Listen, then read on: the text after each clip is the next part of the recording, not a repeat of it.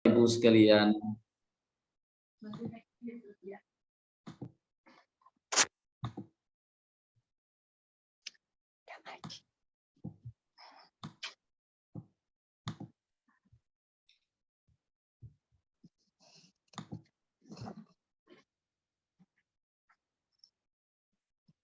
buat ihsan. Bismillahirrahmanirrahim. Sekali lagi saya sampaikan salam. Assalamualaikum warahmatullahi wabarakatuh. Waalaikumsalam warahmatullahi wabarakatuh. Innal hamdalillah nahmaduhu wa nasta'inuhu wa nastaghfiruh wa na'udzu billahi min shururi anfusina wa min sayyiati a'malina. Man yahdihillahu fala mudhillalah wa may yudlilhu fala hadiyalah. Asyhadu an la ilaha illallah wahdahu la syarikalah wa asyhadu anna Muhammadan abduhu wa rasuluh. Allahumma shalli ala nabiyyina Muhammad wa ala alihi wa sahbihi ajmain, amma ba'd. Bapak Ibu sekalian, kita akan diskusikan satu tema pagi hari ini, berbuat ihsan puncak kebaikan seorang muslim.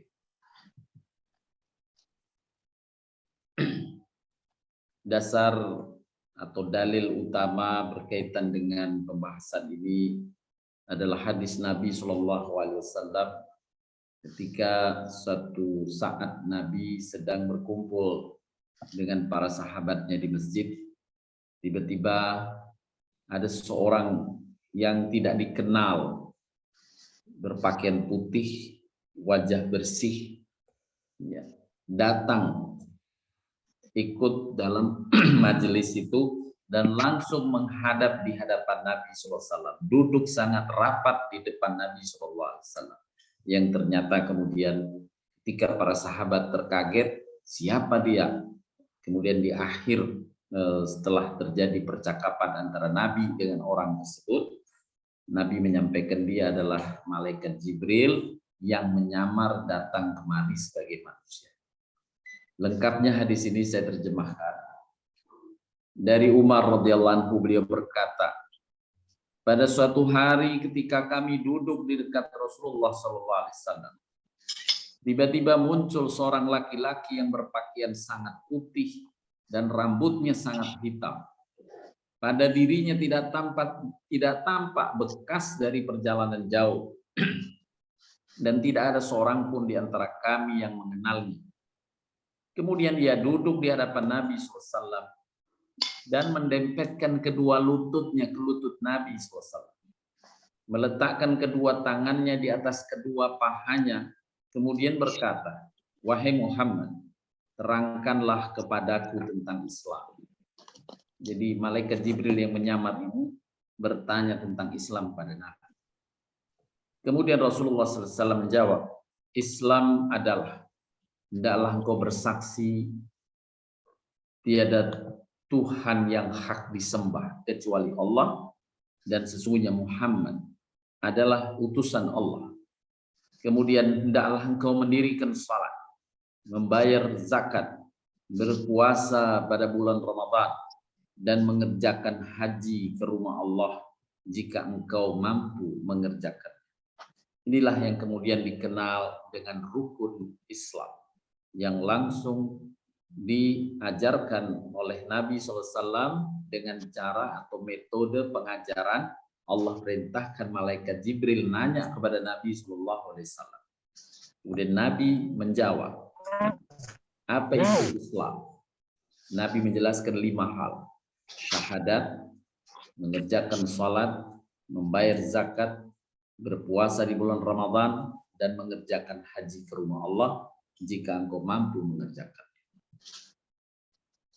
Kemudian orang itu berkata, engkau benar. Sehingga para sahabat heran. Dia bertanya kepada Nabi, setelah Nabi jawab, kok orang tadi, ya ini malaikat Jibril, para sahabat saat itu belum tahu kalau itu malaikat Jibril. Nabi tentu sudah tahu. Dia pun berkata, engkau benar, wahai. Kemudian malaikat Jibril yang menyamar tadi bertanya lebih lanjut, terangkanlah kepadaku tentang iman. Rasulullah pun menjawab, hendaklah engkau beriman kepada Allah, beriman pada para malaikat, kepada kitab-kitabnya, kepada para utusannya, kepada hari akhir, dan hendaklah engkau beriman pada takdir yang baik dan yang buruk. Orang tadi, yakni malaikat Jibril yang menyamar tadi berkata, engkau benar. Lalu kemudian malaikat Jibril berkata atau bertanya lebih lanjut pada Nabi, terangkan kepadaku tentang ihsan. Nabi menjawab, hendaklah engkau beribadah kepada Allah seolah-olah engkau melihatnya, dan jika engkau tidak dapat beribadah seolah-olah melihatnya, yakinlah ia melihat engkau. Jadi inilah pengertian ihsan yang diambil dari penjelasan Nabi Shallallahu Alaihi Wasallam. Dari hadis ini, Bapak Ibu sekalian yang dirahmati Allah SWT, dapat dipetik 3 istilah dan penjelasannya langsung dari Nabi SAW yang berdialog dengan malaikat Jibril tadi, yaitu tentang Islam, iman, dan ihsan. Dalam penjelasan para ulama, ihsan memiliki kedudukan yang lebih tinggi dari iman, dan iman memiliki kedudukan yang lebih tinggi dari Islam.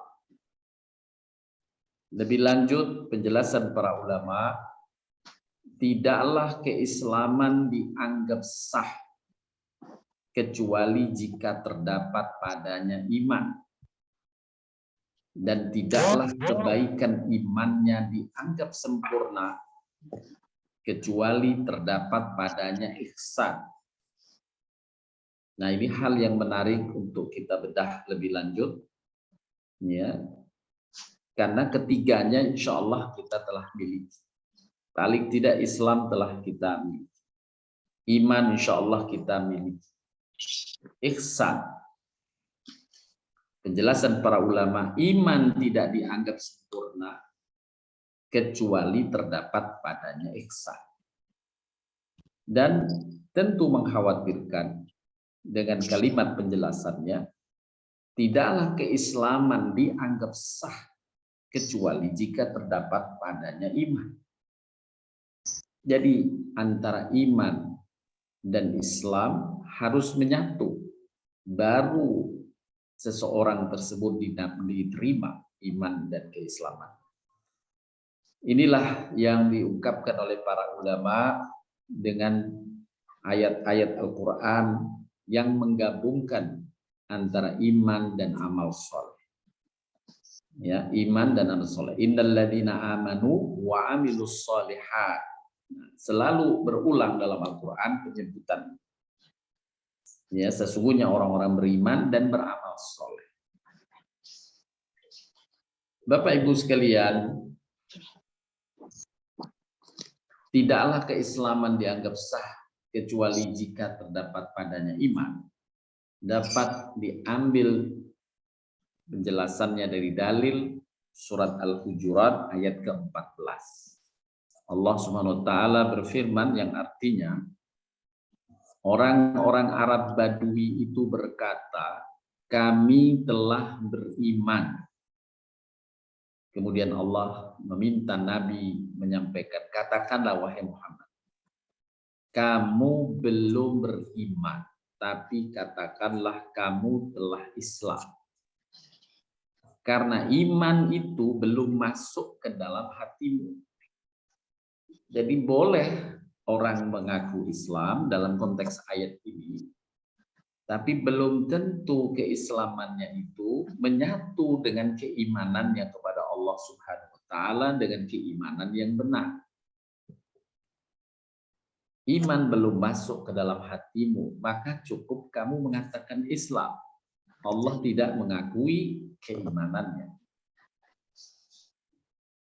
Dan jika kamu taat kepada Allah dan Rasul-Nya, dia tidak akan mengurangi sedikit pun pahala amalan, yakni jadi di sini adalah amal kebaikan Islam itu harus dalam rangka ketaatan kepada Allah dan Rasul-Nya.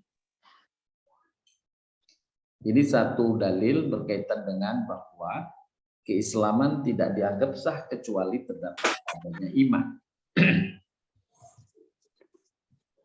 Kemudian yang kedua, tidaklah kebaikan imannya dianggap sempurna kecuali terdapat padanya ihsan. Ya. Dalam dalil surat Al-Imran ayat 92, Allah SWT berfirman yang terjemahannya, kamu sekali-kali tidak sampai kepada kebajikan yang sempurna sebelum kamu menafkahkan sebagian harta yang kamu cintai. Dan apa saja yang kamu nafkahkan, maka sesungguhnya Allah mengetahui. Nah, di sini adalah dijelaskan oleh para ulama, ayat ini berbicara tentang ihsan.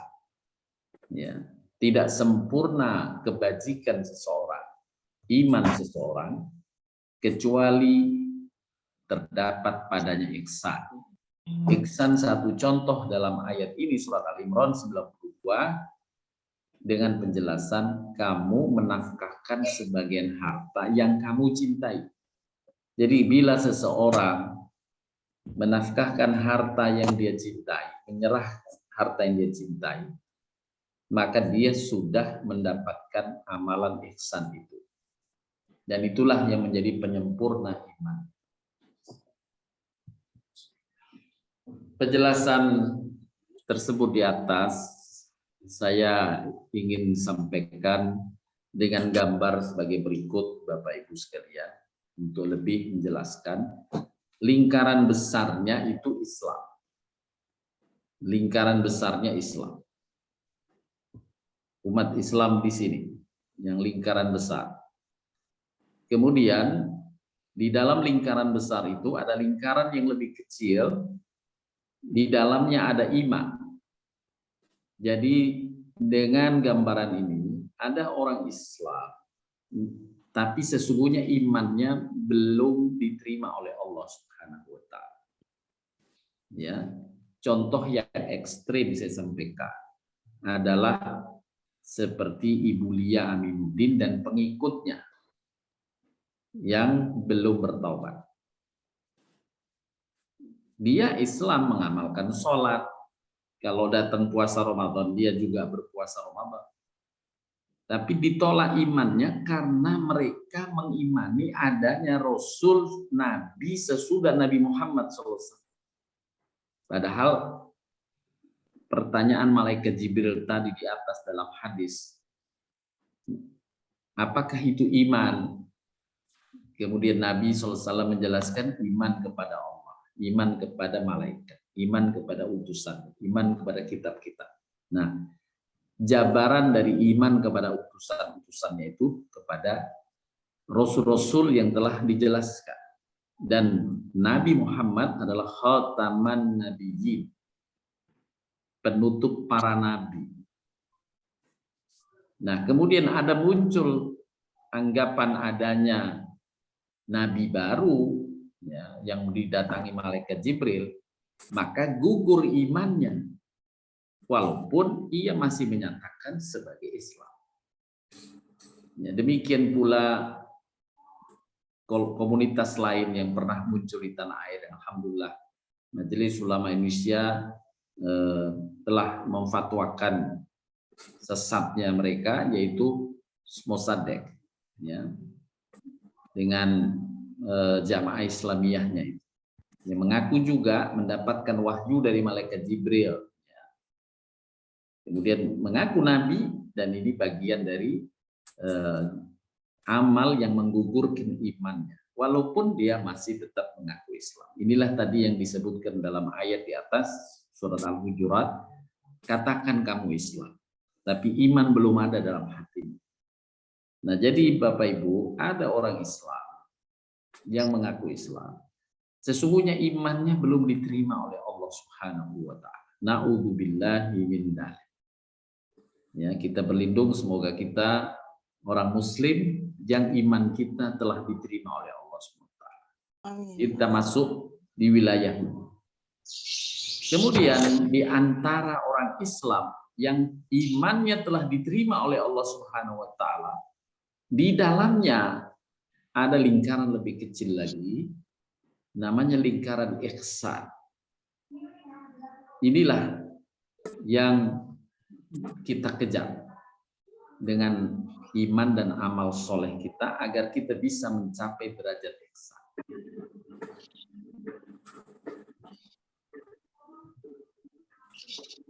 Seorang ulama, Imam Ibnu Taimiyah, mengatakan, bila dibandingkan dengan iman, maka ihsan lebih luas cakupannya bila ditinjau dari substansinya, dan lebih khusus daripada iman bila ditinjau dari orang yang sampai pada derajat ihsan. Sedangkan iman lebih luas daripada Islam bila ditinjau dari substansinya, dan lebih khusus daripada Islam bila ditinjau dari yang mencapai derajat iman. Maka dalam sikap ihsan sudah terkumpul di dalamnya iman dan Islam. Jadi ketika seorang sudah masuk kategori lingkaran ihsan, orang itu sebenarnya sudah muslim, beriman yang diterima, ya, dan ihsan. Orang yang bersikap ihsan lebih istimewa dibandingkan orang mukmin yang lain. Jadi ada, maaf Bapak Ibu, ini saya ingin nukilkan dari gambaran ini. Titik di sini misalnya di tengah ihsan ini, ada orang yang di sini di dalam lingkaran ini, berarti dia berihsan, imannya sudah diterima dan muslim. Tapi boleh jadi di lingkaran di sini, di luar ihsan, dia adalah muslim yang imannya diterima di sini, di lingkaran kedua, di dalam lingkaran kedua, tapi belum masuk ihsan. Dia beriman dan amal solehnya diterima. Kemudian yang lingkaran di luar iman, dia mungkin sholat, ya, tapi tidak diterima. Nah, sebagaimana dalam surat Ara'aital ladzi yukadzibu biddin, tahukah kalian orang yang mendustakan agama? Ara'aital ladzi yukadzibu biddin, fadzalikal ladzi yad'ul yatim wa la yahuddu 'ala ta'amil miskin, fawailul lil musallin. Nah, celakalah orang yang sholat. Nah, kalau orang sholat kan sudah nampak muslim. Tapi ayat ini menyatakan fawailul lil musallin, celakalah orang yang sholat. Dia sholat tapi celaka di mata Allah Subhanahu wa taala. Kenapa? Di antaranya amal mereka menghardik anak yatim, tidak mau memberi makan orang yang miskin yang butuh makan, tidak mau beramal dengan hal-hal yang berguna. Nah, ini sholatnya menjadi sia-sia, tidak diterima oleh Allah Subhanahu wa taala. Ini adalah muslim karena dia sholat, tapi Allah tolak karena amalnya yang bisa menggugurkan iman. Ini dimaksud penjelasan Imam Ibnu Taimiyah.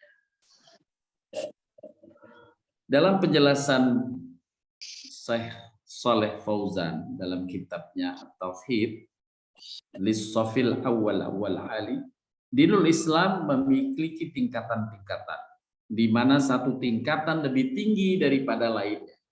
Tingkatan pertama yang lebih rendah yaitu Islam. Kemudian tingkatan yang lebih tinggi dari itu adalah iman. Jadi yang pertama Muslim, tingkatan yang di atasnya mukmin. Dan kemudian yang lebih tinggi dari tingkatan iman itu adalah ihsan, yang orangnya disebut muhsin. Jadi ada muslim, ada mukmin, ada muhsin, kalau jamak muhsinin. Muslim, mukmin, muhsin. Ada Islam, ada iman, ada ihsan. Penjelasan lebih lanjut dari beliau yang diambil dari hadis yang dikenal dengan hadis Jibril, ya, populer hadis yang disebut di atas sebagai hadis Jibril dalam penjelasan para ulama, istilah dipakai oleh para ulama. Ada 3 kata kunci: Islam, iman, dan ihsan. Islam adalah komitmen dalam beramal. Dia mau beramal. Iman komitmen dalam tujuan atau dasar keyakinan dalam beramal. Jadi kalau orang Islam seperti tadi sholat, dia mengamalkan Islam, sholat. Tapi komitmen dalam tujuannya ria, maka dia tidak diterima amal sholat. Artinya Allah tidak beri pahala pada amaliyah Islamnya karena iman belum masuk ke dalam hatinya, yaitu yang mengarahkan tentang niat. Apa? Kenapa dia sholat?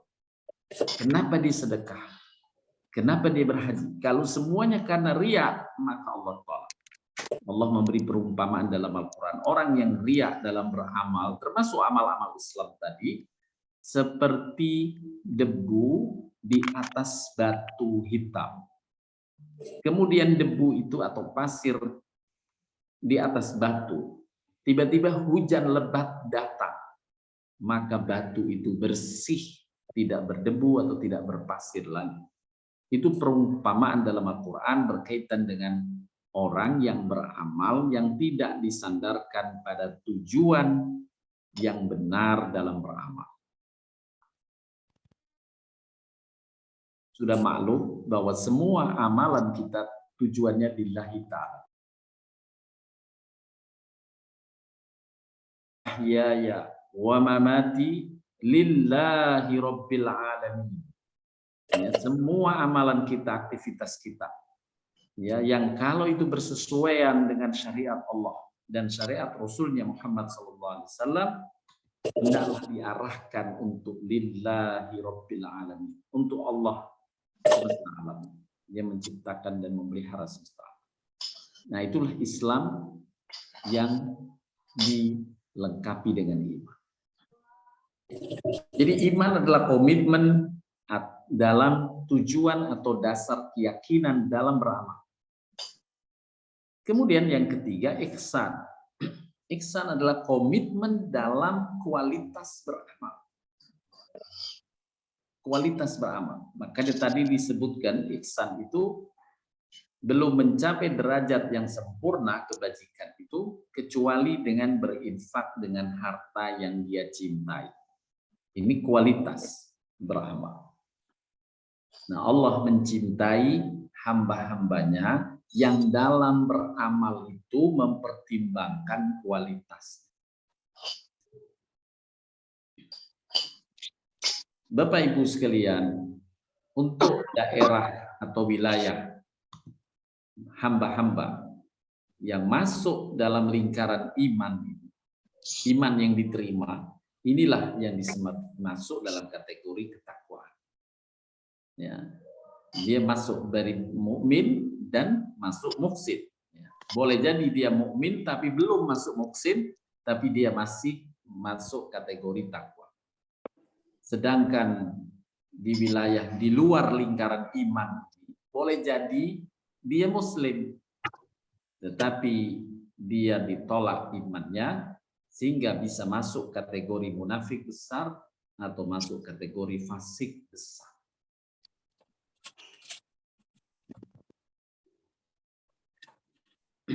Dalam penjelasan tadi Bapak Ibu, paling tinggi adalah ihsan, kemudian iman, dan paling rendah adalah Islam. Kaum muhsinin, orang-orang yang memiliki sifat ihsan, sebutannya muhsinin. Orang mukmin sebutannya orang-orang yang beriman mukminin. Orang-orang yang Islam muslimin. Merupakan untuk muhsinin hamba-hamba pilihan dan hamba-hamba yang saleh.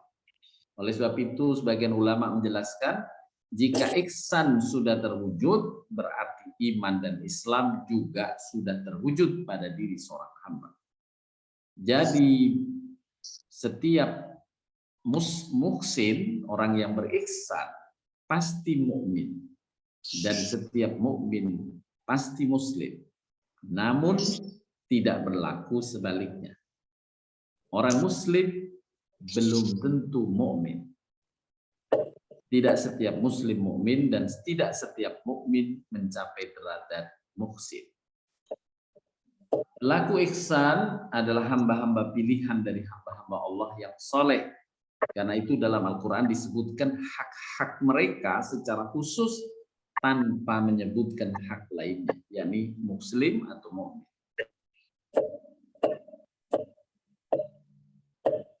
Ulama lainnya mengatakan di antara faedah yang bisa dipetik dari hadis Jibril di atas adalah pembedaan antara Islam dan iman. Terjadi apabila keduanya disebut secara bersama-sama, maka ketika itu Islam ditafsirkan dengan amalan-amalan anggota badan seperti puasa, sholat, itu amalan-amalan wujud yang sesuai dengan syariat Allah.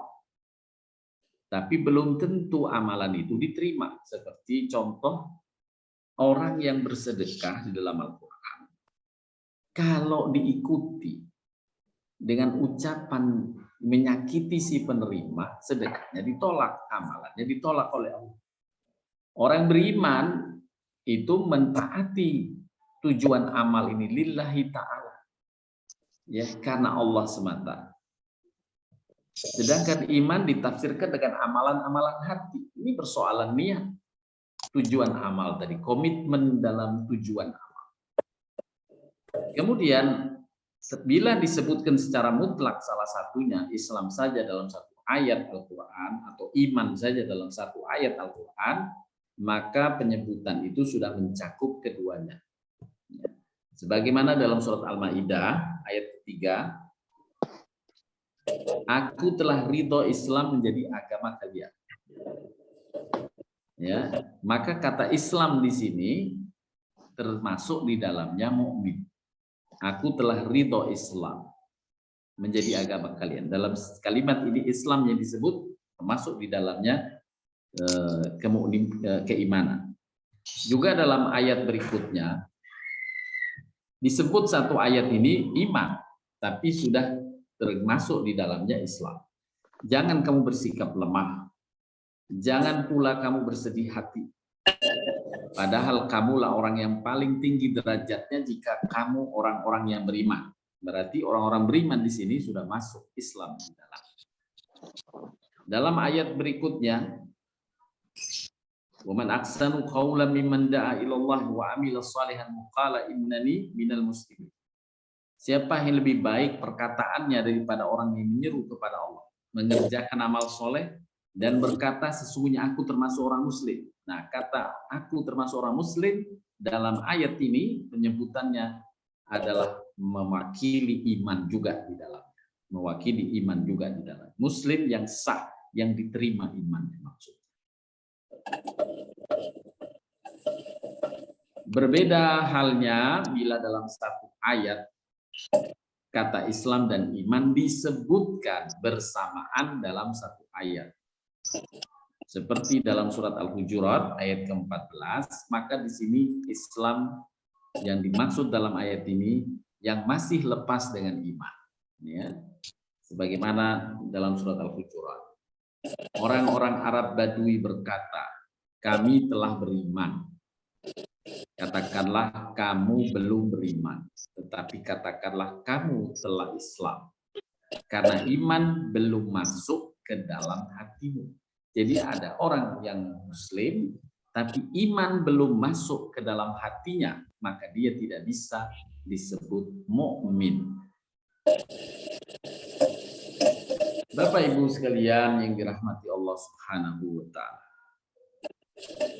Di antara ayat-ayat yang menegaskan lebih lanjut, di mana Allah menolak amal keislaman seseorang dari hambanya, ya, karena belum adanya iman.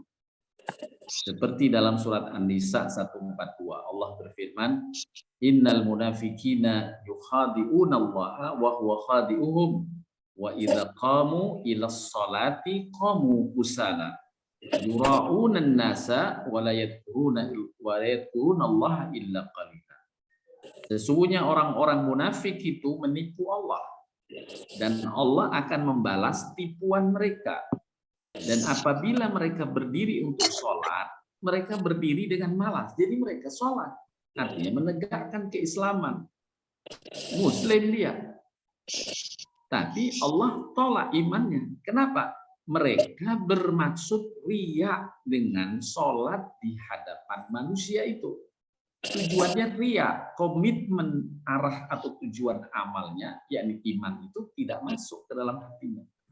Dia tidak berharap pahala dari Allah, tapi dia hanya ingin dapat pujian dari manusia. Ini riya.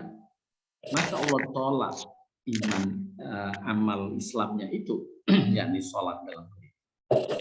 Dia disifati Allah tidak mengingat Allah kecuali sedikit sekali. Jadi memang tidak ada komitmen dalam mengarahkan semua aktivitasnya lillahi ta'ala, ya, tidak sama sekali. Nah, inilah yang kemudian menjatuhkan derajat orang tersebut ke dalam kemunafikan. Demikian juga ayat berikutnya, surat An-Nur 47-48. Allah berfirman yang artinya, dan mereka berkata, kami telah beriman kepada Allah dan Rasul-Nya. Pengakuannya mengatakan, kami beriman kepada Allah dan Rasul-Nya, dan kami mentaati keduanya. Ini ucapan mereka. Ya, orang Muslim harus mengakui, mengimani. Ya. Kemudian sebagian dari mereka berpaling dari pengakuan itu. Sekali-kali mereka bukanlah orang-orang beriman. Dalam konteks tafsir, walaupun yang bersangkutan masih Muslim mengakunya, tapi Allah mengatakan sekali-kali mereka bukanlah orang-orang yang beriman. Na'udzubillah min dzalik. Bapak Ibu sekalian yang dirahmati Allah Subhanahu wa taala. Di dalam ayat yang lain, surat Al-Imran ayat 179, Allah berfirman, saya terjemahkan, Allah sekali-kali tidak akan membiarkan orang-orang yang beriman dalam keadaan kamu sekarang ini. Jadi komunitas manusia yang beriman, Muslim, yakni campur aduk antara yang diterima imannya dengan yang tidak diterima imannya. Yang diterima imannya adalah mukmin, yang tidak diterima imannya adalah munafik. Mereka masih bercampur aduk, ya, dalam komunitas Muslim. Allah sekali-kali tidak akan membiarkan orang-orang yang beriman dalam keadaan kamu sekarang ini, yakni campur aduk mukmin dengan munafik, sehingga dia menyisihkan yang buruk, yakni yang munafik, dari yang baik, yakni yang mukmin. Allah sekali-kali tidak akan memperlihatkan kepada kamu hal-hal yang gaib, tetapi Allah memilih siapa yang dikehendakinya di antara Rasul. Karena itu berimanlah kepada Allah dan Rasulnya. Jika kamu beriman dan bertakwa, maka bagimu pahala yang besar. Di sini ayat ini menjelaskan bahwa di antara kaum Muslim ada yang diterima imannya, ada yang tidak diterima iman. Kembali kepada gambar ini untuk kita bisa memaklumi atau memahami bahwa ada tingkatan derajat Islam, di atasnya derajat iman, di atasnya derajat ihsan. Bapak Ibu sekalian yang dirahmati Allah SWT. Lebih lanjut ingin saya menjelaskan tentang ihsan, karena itulah target capaian yang kita ingin kejar. Kita ada komitmen beramal, ada komitmen dalam tujuan amal, dan ada komitmen untuk terbaik dalam beramal. Sehingga tiga hal itulah yang mendudukkan seseorang hamba menjadi muhsinin, orang yang ihsan. Digambarkan di dalam ayat surat Al-Baqarah 177 ini. A'udzubillahi minasyaitonir rajim. Laisal birra an tuwallu wujuhakum qibalal masyriqi wal maghrib, walakinnal birra man amana billahi wal yawmil akhir wal malaikati wal kitabi wan nabiyyin wa atal mala ala hubbihi dawil qurba wal yatama wal masakin wa ibnas sabil was-sa'ilin wa fil riqab wa aqamas salat wa ataz zakat wal mufuna bi ahdihim idza ahadu was-sabirina fil ba'sa'i wad dharra'i wa hinal ba's ulaika alladziina shadaqu wa ulaika humul muttaqun, yang artinya bukanlah menghadapkan wajahmu ke arah timur dan barat itu satu kebajikan, Tetapi sesungguhnya kebajikan itu beriman kepada Allah, beriman pada hari kemudian, beriman pada malaikat, beriman pada kitab-kitab, beriman pada nabi-nabi.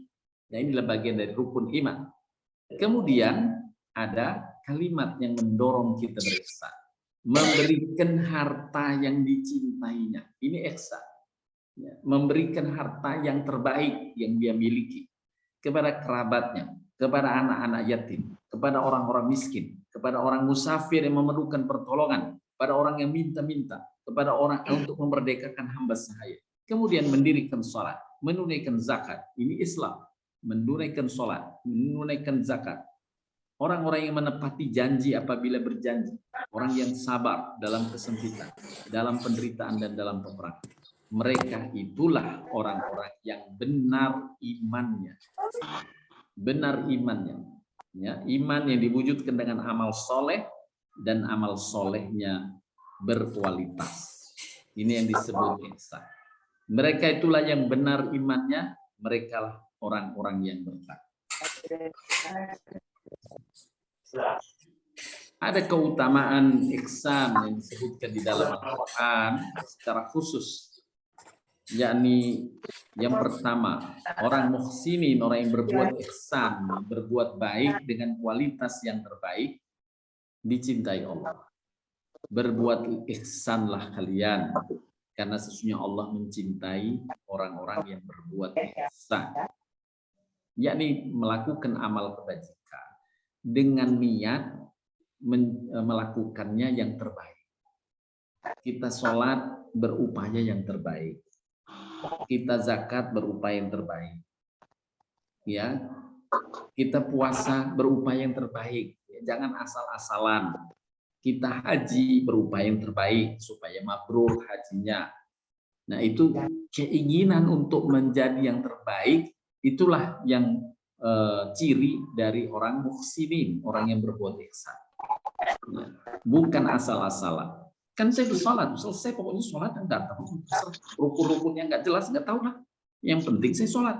Nah, itu tidak masuk kategori muhsin.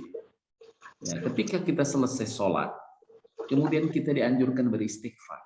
Kenapa istighfar di situ?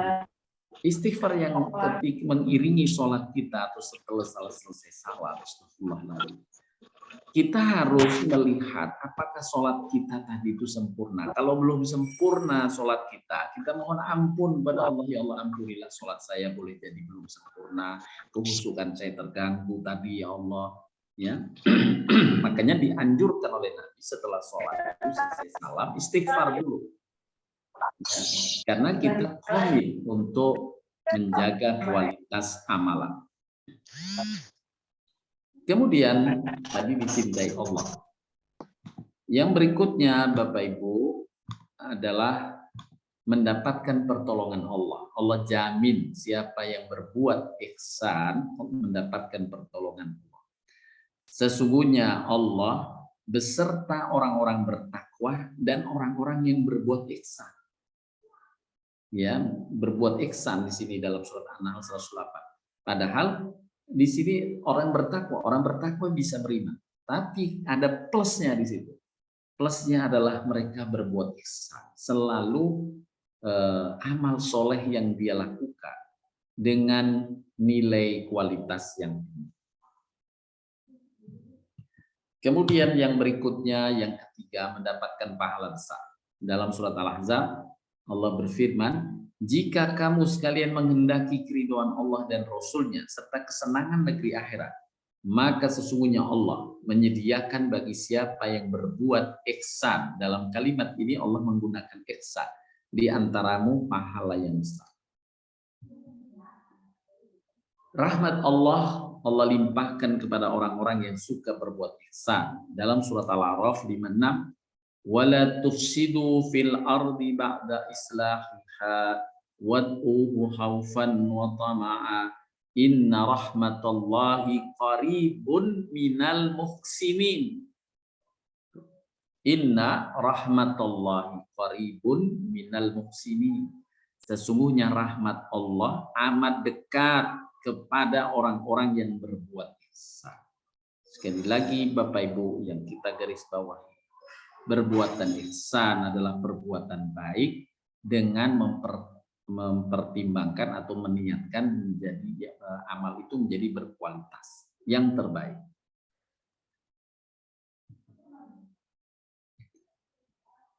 Dalam penjelasan tafsir Karimur Rahman, penulis atau ulama penafsirnya adalah Asy-Sya'bi, berkata, rahmat Allah dekat dengan hambanya yang suka berbuat baik, yakni berbuat ihsan. Maksudnya adalah berbuat baik dengan cara beribadah kepada Allah dan berbuat baik kepada hamba-hamba Allah. Baik dalam sholatnya dia mempertimbangkan atau mempertimbangkan kualitas, maupun dalam hablum minanas juga mempertimbangkan kualitas. Semakin banyak seorang hamba berbuat baik, maka dia semakin dekat dengan rahmat Allah dan Allah pun dekat padanya. Inilah dorongan dari ayat yang menjelaskan agar kita berbuat ihsan, berbuat baik dengan cara yang terbaik. Dalam ayat yang lain disebutkan inna kadzalika najzil muhsinin. Demikianlah kami memberi balasan kepada orang yang berbuat ihsan. Kalimat yang digunakan muhsinin. Dalam ayat An-Nahl innallaha ma'al ladzina taqaw wal ladzina hum muhsinun. Allah beserta orang yang bertakwa dan orang yang berbuat kebaikan. Lebih lanjut Bapak Ibu sekalian, arti kata ihsan sebenarnya memiliki padanan kata khair, yakni kebaikan atau berbuat baik. Akan tetapi kata ihsan memiliki makna lebih tinggi derajat perbuatan baiknya dari kata khair. Jadi kalau orang yang bersedekah itu khair, tapi kalau dia bersedekah, ya, kemudian dia misalnya, maaf satu contoh saja, ada seorang yang jatuh, kemudian dia tolong, maka dia berbuat khair. Dia berbuat khair, diangkat dari jatuhnya, dia berdirikan lagi atau didudukkan, khair. Tapi kalau dia kemudian jatuh, dia lihat, periksa, oh dia ada lecet, kemudian dia carikan itu yodium atau obat, kemudian dia silakan Pak, kasih obat ini Pak, kasih obat. Jadi menyempurnakan kebaikan itu disebut ihsan, menyempurnakan kebaikan. Jadi tidak cukup berbuat baik, tapi dia menyempurnakan kebaikan. Contoh yang lain, ketika ada orang menyebut salam, Assalamualaikum, maka disebut orang itu khair, berbuat baik, adalah kalau dia menjawab Waalaikumsalam, Waalaikumsalam, maka itu dia disebut berbuat baik. Tapi kalau dia ingin menjadi ihsan, ketika ada orang salam padanya, Assalamualaikum, dia ingin berbuat ihsan dengan menjawab Waalaikumsalam warahmatullahi wabarakatuh. Lengkap dia jawabnya. Dia yang terbaik dia jawab. Ini dia berlaku ihsan. Waalaikumsalam warahmatullahi wabarakatuh. Nah ini amal-amal yang terbaik. Berbuat kebaikan yang terbaik. Inilah makna ihsan. Bukan dengan makna khair, yakni berbuat baik. Disebutkan dalam hadis Imam Muslim, wahai Rasulullah, apakah ihsan itu? Beliau menjawab, kamu menyembah Allah, beribadah kepada Allah, seolah-olah kamu melihatnya. Maka jika kamu tidak bisa melihatnya, tidak mampu melihatnya, tidak mampu seolah-olah melihatnya, sesungguhnya yakinlah dia melihat. Jadi ada keyakinan minimal Allah melihat kita. Ini muqarrabah namanya, ya, muqarrabah, merasa diawasi Allah. Kemudian tingkatan yang pertama dari ihsan adalah musyahadah, yakni seolah-olah dia melihat Allah. Coba Bapak Ibu sekalian, dari penjelasan hadis ini kita ingin membuat ilustrasi. Ada seorang pekerja yang diberi tugas oleh atasannya, misalnya untuk membersihkan satu ruangan. Kemudian ketika dia membersihkan satu ruangan itu, diawasi langsung oleh pimpinannya. Dan dia bisa melihat pimpinannya. Apa yang kita bisa bayangkan dengan pekerjaan yang bersangkutan? Pasti dia akan mengerjakan yang terbaik. Kalau dia membersihkan lantai, dia menjaga terbaik. Karena diawasi. Atau hanya diberitahu kepadanya, Mas, silahkan di ruangan ini Mas dibersihin Mas. Itu di atas Mas ada CCTV. Itu bos ada melihat itu Mas. Lagi ada di ruangannya, bos lihat. Pasti juga walaupun kelihatan nggak ada orang bosnya, tapi ada CCTV, dia maklum, dia yakin memahami makna CCTV tadi. Dia juga akan berusaha yang terbaik mengerjakannya. Bukan asal-asalan, hanya membersihkan. Nah itulah makna ihsan. Dia mempersembahkan yang terbaik. Karena apa? Karena merasa diawasi oleh Allah Subhanahu wa Ta'ala. Dan dia yakin Allah melihatnya. Inilah makna ihsan dari penjelasan para ulama. Dalam Al-Quran banyak disebut kata ihsan atau muhsinin. Ada 166 dikumpulkan oleh Imam Ibnu Qayyim. 166 ayat yang menjelaskan kata ihsan di dalam Al-Quran. Di antaranya, berbuat ihsanlah pada orang lain sebagaimana Allah telah berbuat baik padamu. Wa aksin kama ahsanallahu ilaik. Wa aksin, berbuat ihsanlah kamu sebagaimana Allah telah berbuat baik kepadamu. Standarnya perbuatan baik Allah kepada kita. Bayangkan kita diminta berbuat baik pada orang lain dengan standar seperti Allah berbuat baik pada. Capaian dari standar ini tidak mungkin kita bisa tercapai. Ya, tidak mungkin tercapai. Tapi ini sebagai niat, sebagai motivasi bagi kita diberikan oleh Allah. Kamu berbaiklah yang terbaik. Ya, Allah telah berbuat yang terbaik untukmu, berbuatlah yang terbaik untuk orang lain. Kemudian contoh ayat yang menjelaskan tentang ihsan dengan khair, dengan kebaikan dalam surat Al-Baqarah 271. Allah berfirman, jika kamu menampakkan sedekahmu, maka itu baik sekali. Khair ya, baik sekali. Dan jika kamu menyembunyikannya dan kamu berikan kepada orang-orang fakir, maka menyembunyikan itu lebih baik lagi bagimu. Kualitasnya di sisi Allah lebih baik lagi bagimu. Dan Allah akan menghapuskan dari kamu sebagai kesalahanmu. Allah mengetahui apa yang kamu kerjakan. Nah, di sini ini juga ayat ini dijelaskan oleh para ulama tentang perbedaan khair dan ihsan yang berkualitas tadi amal.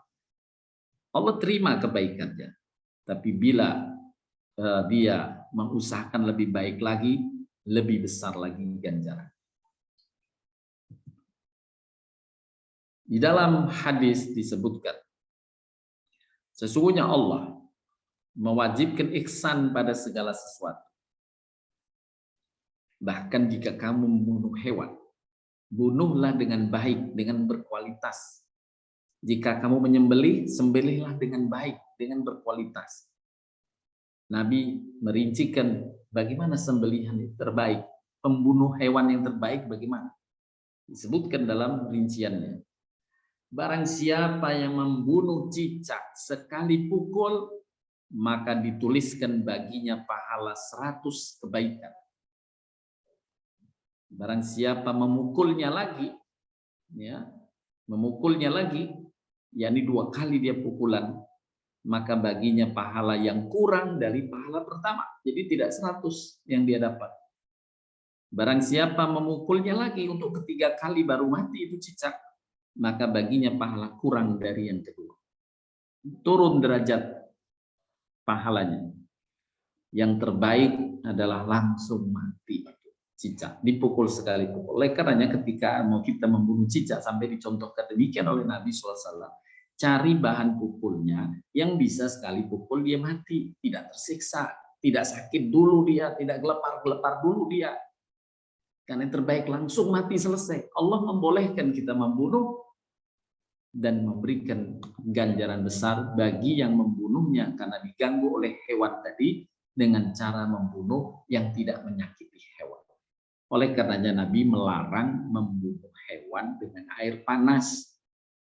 Dilarang membunuh hewan dengan membakar. Tidak boleh karena menyakiti. Ya, bayangkan cicak disiram air panas menyakiti. Cicak pukul aja sekali dengan pukulan. Tak langsung mati. Kita dapat 100 kebaikannya. Inilah yang dimaksud oleh Nabi, jika kamu membunuh hewan, bunuhlah dengan yang baik, cara kualitas yang baik. Sekali pukul. Jika kamu menyembelih, sembelihlah dengan sembelihan yang baik. Bagaimana sembelihan yang baik? Dijelaskan oleh Nabi SAW. Hendaknya kalian mempertajam pisaunya dan menyenangkan sembelihannya. Jadi hewan kalau kita mau menyembelih ayam atau menyembelih domba, ya tajam pisau supaya tidak begitu langsung seret langsung mati. Kemudian menyenangkan sembelihannya. Bagaimana menyenangkan diterjemahkan? Ya, para ulama memberi makan lebih dahulu hewan korban itu misalnya. Sunnah kalau kita menyembelih hewan korban, domba atau sapi, ya diberi makanan dulu, diberi minuman dulu, dia disenangkan dulu. Kemudian baru disembelih dengan pisau yang tajam sekali sembelih. Jangan kemudian seperti dalam beberapa waktu yang lalu saat Hari Raya Korban tersebar di medsos misalnya. Ada penyembelih korban sapi yang sapinya sudah dipotong lehernya tapi belum putus, ditinggal. Bisa sapinya berdiri dengan panik sekali, ya, menghantam sana menghantam sini karena belum putus urat lehernya. Nah, ini tidak boleh. Nah, disinilah ihsan yang diperintahkan atau dianjurkan oleh Nabi, bahkan diberi contoh kepada hewan yang mau dibunuh, yang mengganggu pun kita berlaku ihsan. Bagaimana kepada orang-orang manusia yang berbuat atau berhubungan baik? Maka tentu ihsan lebih wajib untuk ditunaikan.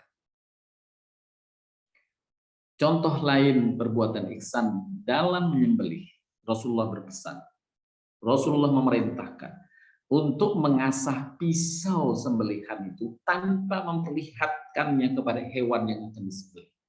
Subhanallah. Inilah ajaran Nabi SAW untuk menjaga kualitas, untuk tidak menyakiti hewan, apalagi menyakiti manusia. Dalam ayat surat Fussilat, di antara amal ihsan adalah menyikapi keburukan dengan kebaikan. Menyikapi keburukan dengan kebaikan. Yang dalam makna ayat ini menolak kejahatan dengan cara yang lebih baik. Wala tastawil hasanatu walas sayyi'ah idfa billati hiya ahsan. Balaslah keburukan itu dengan yang lebih baik, dengan kebaikan. Jika kamu lakukan ini, Allah jamin pahalanya besar. Karena itu termasuk amal yang berkualitas. Contoh amal ihsan ini tercantum juga dalam surat An-Nur ayat ke-22. Surat An-Nur ayat 22. Asbabun nuzul, sebab turunnya ayat ini adalah Abu Bakar Siddiq radhiyallahu anhu, sahabat Nabi. Dia memiliki kerabat. Yang kerabatnya ini selalu diberikan santunan oleh Abu Bakar Siddiq. Tapi kerabatnya ini dia mengganggu Abu Bakar beserta keluarganya dengan fitnah-fitnah yang disampaikan ke orang-orang lain. Sampai kemudian suatu saat Abu Bakar mengetahui bahwa kerabat dekatnya yang diberi santunan ini suka memfitnahnya. Maka Abu Bakar saat itu bersumpah, demi Allah, mulai hari ini saya tidak akan memberi santunan lagi kepadanya. Kemudian Allah turunkan surat An-Nur ayat ke-22.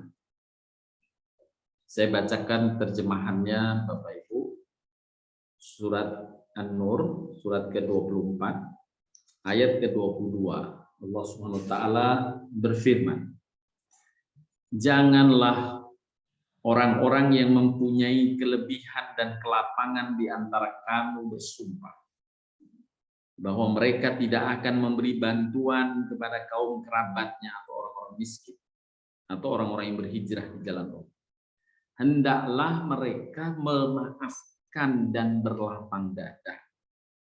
Apakah kamu tidak ingin Allah mengampunimu?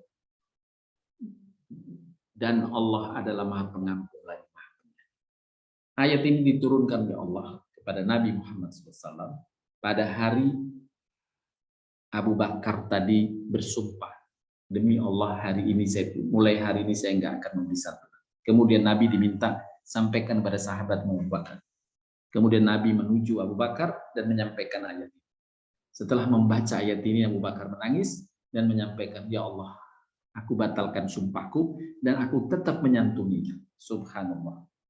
Allah memerintahkan, hendaklah kalian berlapang dada dan memaafkan. Tetap kalian santunan harus tetap Anda lakukan karena dia memang membutuhkan, ya, membutuhkan pertolongan itu. Nah, inilah sifat ihsan, menolak kejahatan dengan kebaikan. Bapak Ibu sekalian yang dirahmati Allah Subhanahu wa taala, ayat-ayat berkaitan ihsan ini dikumpulkan oleh Ibnu Qayyim ada 166 ayat yang menunjukkan tentang penjelasan banyaknya penjelasan menunjukkan pentingnya ihsan agar kita melakukan amal-amal kebajikan yang diperintahkan Allah dengan kualitas yang terbaik. Dan sebagaimana sudah disebutkan janji Allah berkaitan dengan orang yang berbuat ihsan, mencintai mereka. Berbuat ihsanlah kalian, karena sesungguhnya Allah mencintai orang yang berbuat ihsan. Sesungguhnya Allah menyuruh kamu berlaku adil dan berbuat ihsan. Ya. Inilah yang Allah perintahkan kepada kita, Bapak Ibu sekalian. Semoga kita benar-benar dapat menjadi hamba muhsinin, orang yang siap melakukan amal kebajikan sesuai dengan apa yang Allah syariatkan dan Rasulullah tunjukkan dalam dasar komitmen iman dan kualitas amal soleh yang terbaik. Demikian yang dapat disampaikan, mudah-mudahan bermanfaat. Untuk selanjutnya dipersilahkan bila ada yang ingin didiskusikan lebih lanjut. Terima kasih Pak Ustadz. Ya. Ya, silakan Bu Mia. Ya, terima kasih Mbak Lili. Assalamualaikum warahmatullahi wabarakatuh, Pak Ustadz. Waalaikumsalam warahmatullahi wabarakatuh. Silakan. Semoga Allah selalu merahmati Ustadz dan tim Tholibatora dan selalu memberikan yang terbaik buat kita semua dalam menjalankan amal ibadah. Amin. Izin bertanya Pak Ustadz, sehubungan dengan ikhlas yang tadi dengan ihsan, apakah ada kiat-kiat supaya kita bisa terus mempertahankan keikhlasan? Karena sering khususnya saya ya Pak Ustadz, misalnya di awal kita sudah ikhlas, nah nanti dalam perjalanannya itu bagaimana menjaga ikhlas tersebut, karena sering tiba-tiba muncul perasaan begini, aduh waktu itu begini gitu loh Pak Ustadz. Nah saya kok merasa kadang-kadang sulit sekali menjaga keikhlasan dalam beramal ini. Mungkin ada kiat-kiatnya Pak Ustadz, terima kasih. Baik Bu Mia. Yang pertama kita harus ketahui bahwa syaitan selalu mengganggu manusia, hamba-hamba mukmin. Di antara gangguannya adalah agar mereka terpeleset untuk tidak ikhlas dalam beramal. Ya, saya sampaikan satu kisah, yaitu Sayyidina Ali pernah masuk masjid bersama teman-temannya, bersama sahabat yang lain.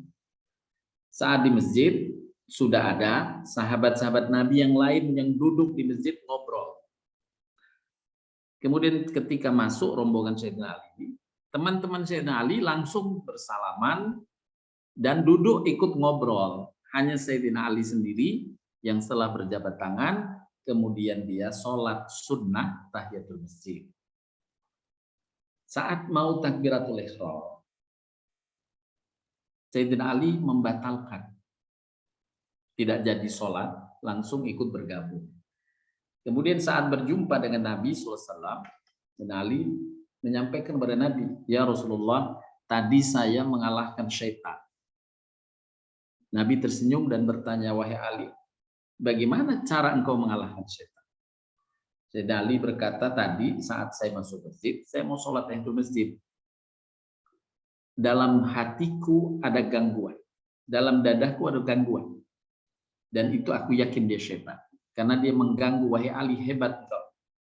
Lihat, semua teman-temanmu duduk, nggak ada yang sholat tahiyatul masjid, engkau sendiri yang sholat tahiyatul masjid.